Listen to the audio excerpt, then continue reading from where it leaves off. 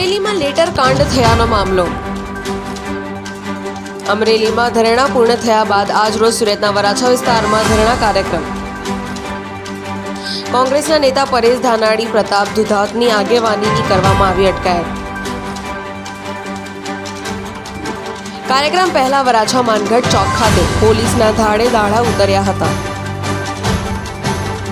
કાર્યક્રમને પોલીસ દ્વારા મંજૂરી આપવામાં આવી નથી। મેટ્રોની કામગીરી તેમજ ટ્રાફિકની સમસ્યા સર્જાશે તેવું કારણ ધરી પોલીસે કાર્યક્રમની મંજૂરી આપી નથી।